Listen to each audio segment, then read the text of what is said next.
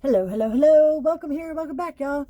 This episode of As a Tarot Turns is brought to you on purpose with purpose. I am your host, Nacho Mama.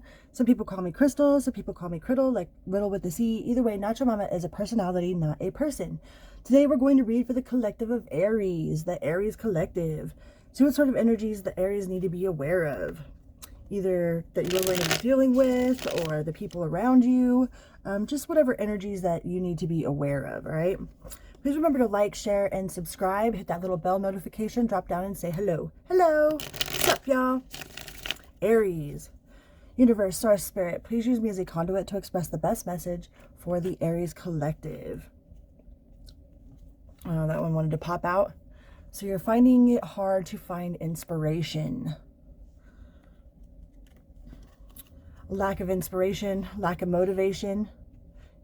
It's like the things that you normally go to that are inspiring are not so inspiring. It's like sure, it's been swell, but the swelling's gone down. All right. In the Star in reverse. So yeah, this is definitely a loss of motivation, loss of passion, loss of interest, loss of inspiration, aspiration, inspiration. You might have been dealing with somebody sneaky, or somebody that had some sort of sneaky intentions, or something ain't right there, Make sure you're paying attention to your environment, to the people around you. Like, make sure that nobody's trying to steal your ideas, right? You might be working with somebody that's taking notes to like steal your ideas or your person, Like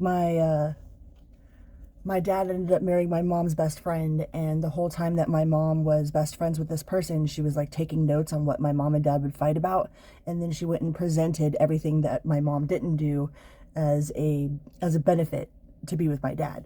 So it's kind of like I get that feeling that somebody's watching you, taking notes, either in your relationship, so they're trying to steal your man kind of deal, like, oh, well, you don't, you guys fight over this and this and this, and they're sitting in the background like, oh yeah, well, I could do that for him kind of thing, or I could do that in this job, So there's somebody in the background that's taking notes, trying to either steal your ideas, steal your man. But I just feel this very, like, yeah, sure, it's been swell, but the swelling's gone down, And now you're kind of like up in the air juggling, not sure which direction to go. You're trying to balance everything. You might be trying to balance your emotions, trying to balance work, trying to be the people pleaser, trying to decide what's best for you, what's best for the collective, what's best for, but always what's best for you is what's best for the collective, okay? And that's not in a selfish way. I mean, sometimes it's best to be selfish. Us givers, the people that have given, we think that people will like us more, the more we give, we feel like the more we do for others, the more that we'll get back in return, which, I mean, in one way is right, but in another way, we're taking away from ourselves. So to thy own self be true is really the best service you can do for yourself, for the collective, for God, for all of it. To thy own self be true. All right. But I really feel like you're up in your head about what to do next with this lack of passion. And you don't feel like your intuition speaking. You might feel like your guides aren't talking to you. That you're not getting messages. You're not getting the synchronicities. A lot of times we have to actually say these things out loud. You put prayers into the air, and then they go up to universe, to source, to spirit, whatever you want to call it. But they're more powerful when you ask out loud for help, for guidance. Like, please, God, source, universe, spirit, show me the sign, show me the direction. And then make sure you're not ignoring it when it answers you, because sometimes the answers come in the simplest ways, like you might be asking a question out loud to your ancestors, your spirit guides, to God, to whatever you want to call it. And then the radio will come on and have a song that fits perfectly with whatever it is that you were saying, whatever sort of question you were asking. When I first started reading tarot, I was like, universe, should I go underneath the bridge from where I first started, or should I go to the graveyard? Because I feel like the graveyard is kind of like my church. You know, I feel like the graveyard is the only place where people actually know anything. Like all the people that are there are the ones that know. You know, I feel that we as alive human beings have no freaking clue what it's like to be on the other side, or what, you know, we might be very highly educated guessers, but the people in that are laid to rest like actually know. So I spend a lot of time asking, I spend a lot of time in the graveyards. You know, I feel like they're like my church, my sanctuary. And when I first started reading tarot, I was getting in my car and I was like, okay, universe or spirit, where do I need to go? You know, do I need to go under the bridge? Because I mean, I used to live under bridges, and it's kind of like where I started. It was under a bridge. Or should I go to the graveyard, you know?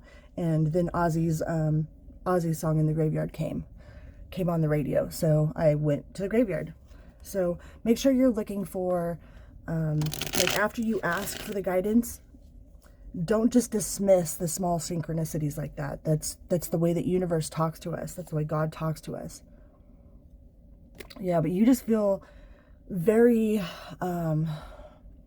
just not in control.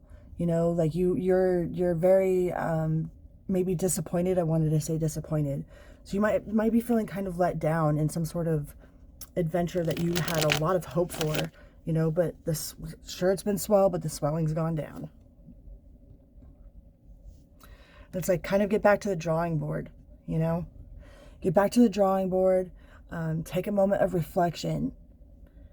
Don't get stuck in analysis paralysis, that stinking thinking, all right?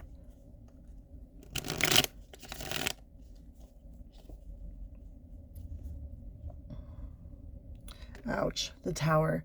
Yeah, because whatever it was that is meant, it's meant to fall because it was built on a faulty foundation. All right, not everything is nothing is permanent in this life. Like the flow, the waves of the ocean, they come to a crescendo and then they come back down.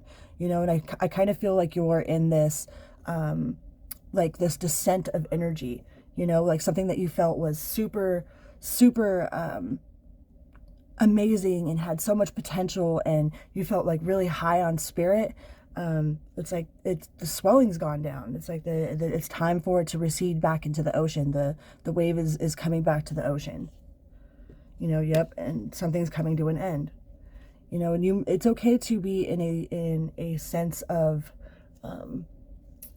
like remorse or like grieving. Like we grieve all kinds of things, not just the death of people or the death of friends, but we grieve like the death of changing cycles. You know, when we have children, we end up grieving the loss of our you know, of our maidenhood, you know, because then we turn into mothers. We're no longer the maiden, we are now the mother. You know, so there's a sense of grieving there. You know, when we graduate from college and move on to something else, there's like, even though it's a celebration, there's still a sense of like the loss of one cycle to begin another. So it's okay to grieve whatever this is that you've lost, whatever sort of swelling is going down. It's okay to grieve that, but just don't stay there, and make sure you get back to the drawing board. All right, because whatever's coming next is got a lot of potential. Like you'll be able to use whatever it was that you gained in experience and in wisdom from this last experience, this last cycle that you've gone through, in order to build something really successful. But don't take any giant leaps of faith right now.